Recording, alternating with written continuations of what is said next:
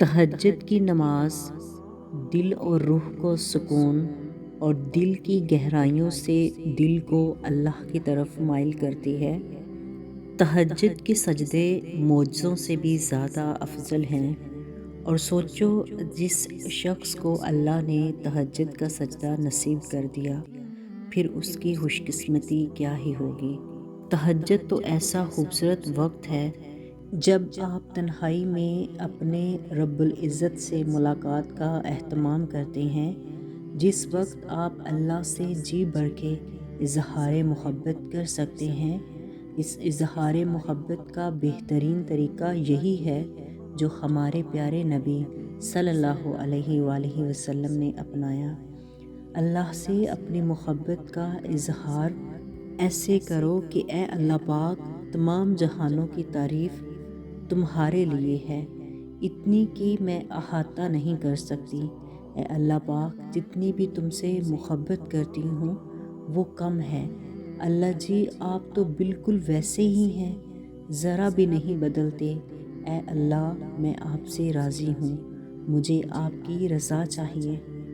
ایک حدیث میں ہے کہ حضرت عائشہ رضی اللہ عنہا فرماتی ہیں کہ میں رسول اللہ صلی اللہ علیہ وآلہ وسلم کے پہلو میں سوئی ہوئی تھی۔ رات میں آپ کو اپنی جگہ نہ پا کر ادھر ادھر تلاش کیا، میرا ہاتھ آپ کے قدموں پر پڑا۔ اس وقت آپ سجدے میں تھے اور یہ دعا پڑھ رہے تھے: اے اللہ، میں تیری رضا اور خوشنودی کے ذریعے تیری ناراضگی سے پناہ مانگتا ہوں، اور تیرے عفو درگزر کے سہارے تیری سزا و عذاب سے پناہ مانگتا ہوں۔ میں تیری ثنا اور تیری تعریف کی گنتی اور اس کا احاطہ نہیں کر سکتا۔ تو ویسا ہی ہے جیسا کہ تو نے خود آپ اپنی ذات کی تعریف کی ہے۔ آپ اسی دعا سے اپنے اللہ کو محسوس کر کے اس سے اپنی محبت کا اظہار کر سکتے ہیں۔ وہ اللہ پاک ہر لمحے اپنی موجودگی اور محبت کا احساس دلاتا ہے۔ جب بھی آپ اللہ سے رجوع کریں گے، اس سے اپنی محبت کا اظہار کریں گے، تو آپ کو ایسا سکون محسوس ہوگا، یقین کریں۔ نبی کریم صلی اللہ علیہ وآلہ وسلم نے ایک شخص کو ان کلمات کے ساتھ دعا کرتے ہوئے سنا اور فرمایا: قسم ہے اس رب کی کہ جس کے قبضے میں میری جان ہے۔ اس شخص نے اللہ سے اس کے اس اسم اعظم کے وسیلے سے مانگا بھی، اور اس کے ذریعے سے دعا بھی کی گئی ہے، اور جب بھی اس کے ذریعے کوئی چیز مانگی گئی ہے اس نے دی ہے۔ اسی لیے قرآن پاک میں فرمایا کہ جب بندہ بہت پریشان ہو جاتا ہے تو پھر اس کو تسلی دی گئی ہے: بے شک ہر تنگی کے بعد آسانی ہے۔ اللہ رب العزت کے سامنے ایسے گڑ گڑا کر مانگیں کہ اللہ پاک آپ کے آنسوؤں کو دیکھ کر فوراً عطا کر دے۔ بعض اوقات ایسا بھی ہوتا ہے کہ دعائیں رب کے فیصلے نہیں بدلتی، مگر آپ کا دل بدل دیتی ہیں اور رب کے فیصلے کے مطابق بھی کر دیتی ہیں۔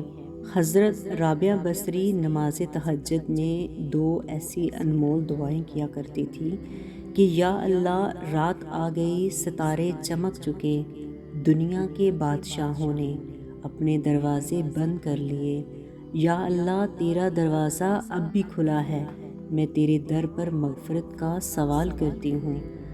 یا اللہ، جس طرح تو نے آسمان کو زمین پر گرنے سے روکا ہوا ہے، اسی طرح شیطان کو مجھ پر مسلط ہونے سے بچا۔ میں تجھ سے پناہ چاہتی ہوں ہر ایسی چیز کے بارے میں جو مجھے تیرے سوا کسی اور سے مشغول کر دے، اور ہر خائل سے جو تیرے میرے درمیان خائل ہو جائے۔ یا اللہ، مجھے اپنی ہی فکر میں مصروف رکھیے تاکہ اس کے خیال سے مجھے کوئی روک نہ سکے۔ تاک راتوں کی دعائیں مقدر سے جیت جاتی ہیں۔ اگر آپ اللہ سے اپنا تعلق مضبوط کرنا چاہتے ہیں تو دن اور رات کے کسی حصے میں تھوڑا سا وقت اکیلے گزاریں اور رو کر گڑ گڑا کر رب سے دعا کریں۔ وہ المجیب دعاؤں کو سننے والا ہے۔ اس کے لیے تہجد سے بہترین کوئی وقت نہیں، اس وقت کا اپنا ہی الگ مزہ ہے۔ خاموشی، سجدہ، آپ اور بس اللہ کی ذات۔ جب آپ نماز سزا کے خوف سے نہیں بلکہ اللہ کی محبت میں ادا کرنے لگ جائیں گے تو پھر دیکھنا کہ سجدوں کا لطف تمہیں کہاں سے کہاں لے جائے گا۔ پھر دنیا جو چاہے کہے کہ یہ ناممکن ہے، وہ ناممکن ہے، تمہاری دعاؤں کی قبولیت تک تمہارا یہ محبت کا تعلق ہی لے کر جائے گا۔ دعائیں ہمیشہ قبول ہوتی ہیں۔ دعا مانگی بھی اسی لیے جاتی ہے کہ وہ قبول ہو۔ دعائیں صبر مانگتی ہیں، انتظار مانگتی ہیں۔ ضروری تو نہیں کہ ہر دعا مانگنے کے ساتھ ہی قبول ہو۔ دعا تو اس اڑتے ہوئے پرندے کی طرح ہوتی ہے جو ایک نہ ایک دن اپنی منزل پر پہنچ جاتا ہے۔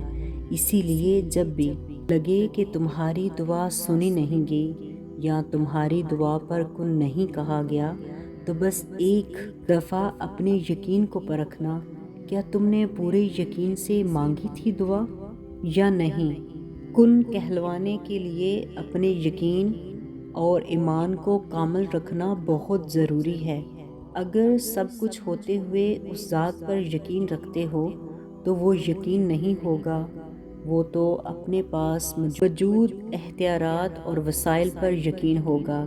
اگر کچھ پاس نہ ہوتے ہوئے اپنے رب پر یقین رکھتے ہو، در حقیقت یہی ہے یقین کامل، جس کا نتیجہ کن فیکن ہوتا ہے، معجزات ہوتے ہیں۔ پھر وہ رب آپ کو کبھی بھی مایوس نہیں لوٹاتا، یقین کے بدلے نوازا جاتا ہے، بے حد بے شمار، جس کے اختیار میں ارض و سماء ہے۔ پھر اس کے معجزوں سے نا امید مت ہونا۔ وہ بس ایک کن کہتا ہے، سارے دکھ ختم ہو جاتے ہیں، محبتیں واپس لوٹا دی جاتی ہیں، خالی جولیاں چاہتوں سے بھر دی جاتی ہیں۔ بے شک اللہ رب العزت ہر شے پر قادر ہے۔ قرآن پاک میں اللہ پاک فرماتے ہیں، بھلا جس نے پیدا کیا کیا وہی بے خبر ہے؟ وہ تو پوشیدہ باتوں کا جاننے والا ہے اور ہر چیز سے آگاہ ہے۔ میں جب بھی اس آیت کا ترجمہ کرتی ہوں تو آنکھیں آنسوؤں سے برسنا شروع ہو جاتی ہیں کہ میرا رب کتنا رحیم ہے کہ مجھے تسلی دے رہا ہے۔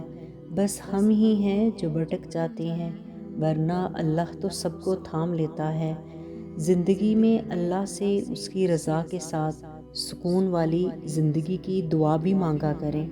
ہم اپنی دعاؤں میں بہت ساری چیزوں کو طلب کرتے ہیں لیکن سکون کو مانگنا بھول جاتے ہیں۔